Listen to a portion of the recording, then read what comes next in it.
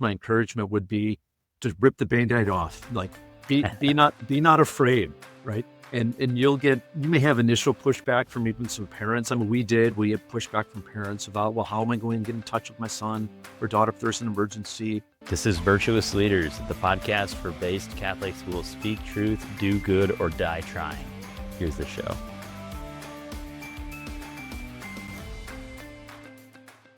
You're the head of one of the largest, most successful Catholic high schools in California. What's your vision for JSerra? Okay, wow, that's coming out of the gate strong.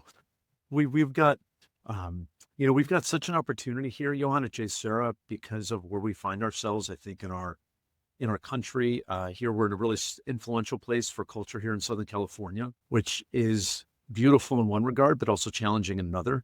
I think so. When I think about JSerra and our vision for JSerra, I mean, to be quite simple, our vision is to lead as many students to Jesus Christ as we can, right? To help students flourish in this world, to be happy in this world, on their journey, hopefully to the next world, right? To enjoy eternal happiness. But part of that is also seeking a way to help influence culture and shape culture by the work, influence of our graduates too. Simply put. What do you see as the biggest challenges to accomplishing that goal?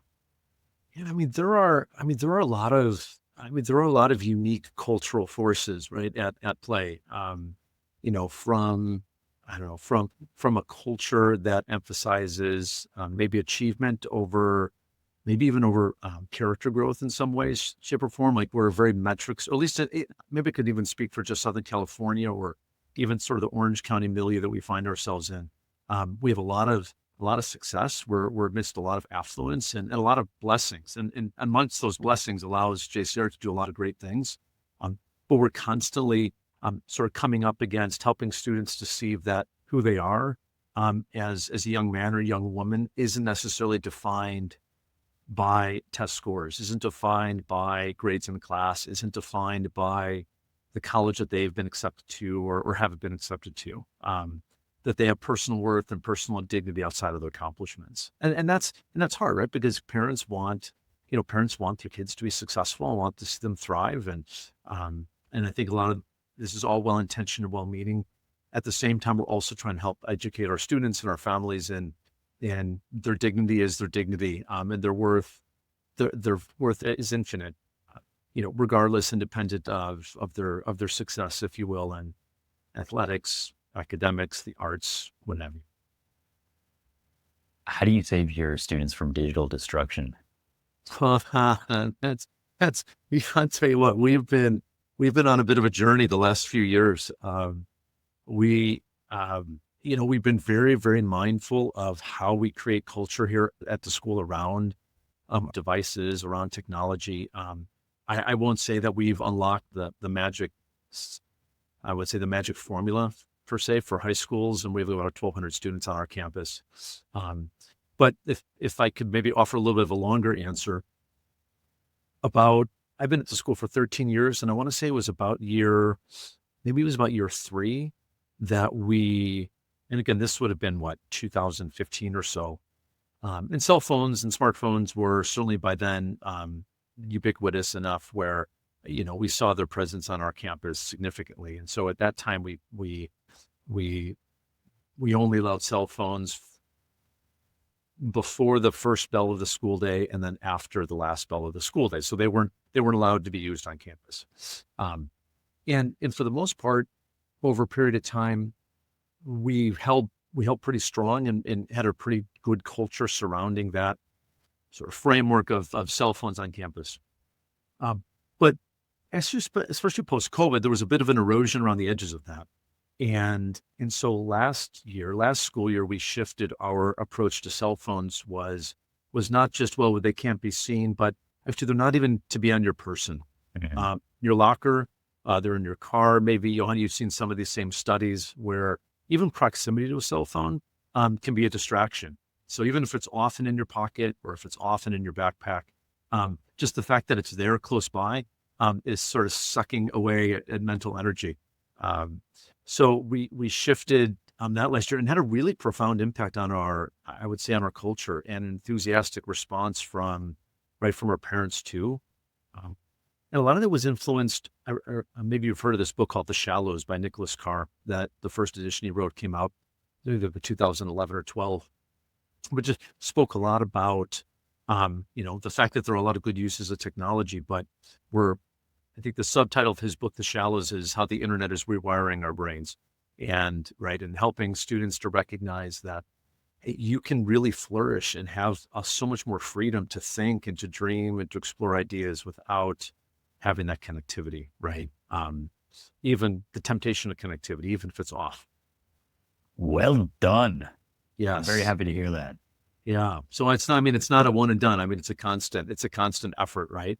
And even as adults, Johan, I mean, we've had to, as adults, we remind our staff, our faculty to, hey, we also want to live this and model this for our students as well. So don't walk, we're in Southern California, so we have outdoor campus. And so don't walk between buildings using your cell phone, making phone calls, or don't pull out your cell phone in between classes and text and get up. I mean, let's model the behavior that we want our students to have and most importantly too, you want like to be fully present with the people that are before us, right?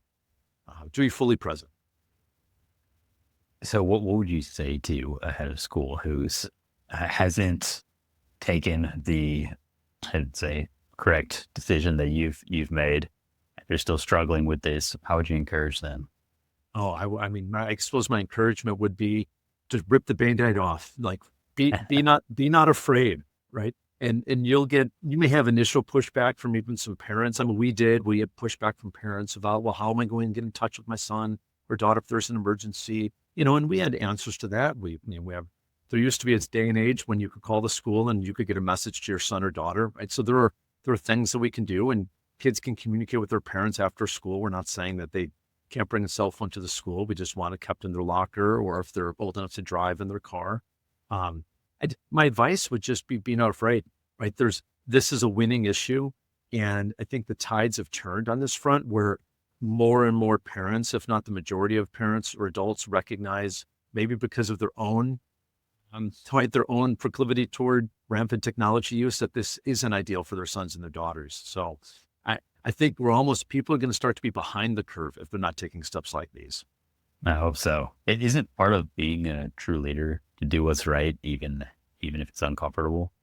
Yeah, yeah. There's some decisions we made at the school over the years, Johan, where we found ourselves, I mean, really, really convicted, and with great conviction. It doesn't mean that the implementation necessarily is easy, but it's not hard to pull the trigger, right? Like this decision when we did this a year plus ago, we knew students weren't going to be happy initially. We knew some parents would be uncomfortable by this, but I mean, we're so deeply convicted that this is right for young people, right? This is what they need to flourish and to be fully human. That with that conviction came almost an ease of execution. What do you think is the number one thing that most Catholic schools are getting wrong? Wow, that's a great question. What do I think is the number one thing most Catholic schools are getting wrong? Now, I can't say that I've been in all Catholic schools, right? We're part of JSerra helped to found a number of years ago this grassroots group of Catholic schools across the country called Duke and Altum Schools Collaborative. Duke and Altum meaning from Latin, go out into the deep.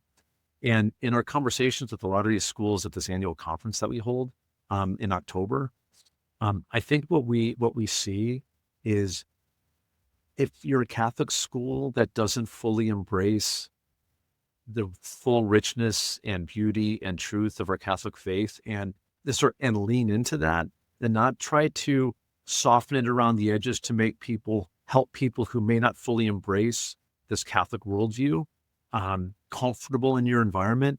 I think that's maybe the biggest mistake. Like, and it's not. We found, at least at JSerra, that there's that passionately living our faith and bringing forth this Catholic worldview to our students in a real joyful way. That where they see our students and our families see the joy that's lived by leading a Catholic lifestyle, if you will, is attractive. And we have a lot of non-Catholics families and students on our campus. We're probably about 60-40, maybe 55-45% Catholic versus non-Catholic given in any given school year. Um, and as a result of that, we've had about 100 students over the last couple of years be baptized into the church, and who came Wow. from maybe a position of non-Catholic faith or maybe no faith. And by virtue of just seeing the witness of the faith lived on campus, and not being sort of, I don't know, not filled with caveats or well, Catholics believe this, but we know a lot of other people believe this, and both are okay. I mean, we just present the faith with a lot of joy, and I think if more Catholic schools were embraced the uniqueness of our Catholic faith and how it's all joy, right? And it's this beautiful, coherent plan within God's design. Um, I think more and more Catholic schools will continue to thrive. So you mentioned Duke and Altum. What's that all about? Yeah, I mean, gosh, let me think about this. This was about 2015. And, JSerra, Johann, JSerra is a bit of a unique school in the sense that we're an independent Catholic school. There are a lot of schools that are diocesan schools, reporting up through maybe the superintendent of the diocese or of schools, or religious-based schools, maybe schools run by perhaps the Jesuits or Augustinians or Dominicans. But as an independent Catholic school, and especially one of our size of, we're about 1,300 students, we found ourselves in this unique niche where there weren't other Catholic independent schools right in our immediate vicinity.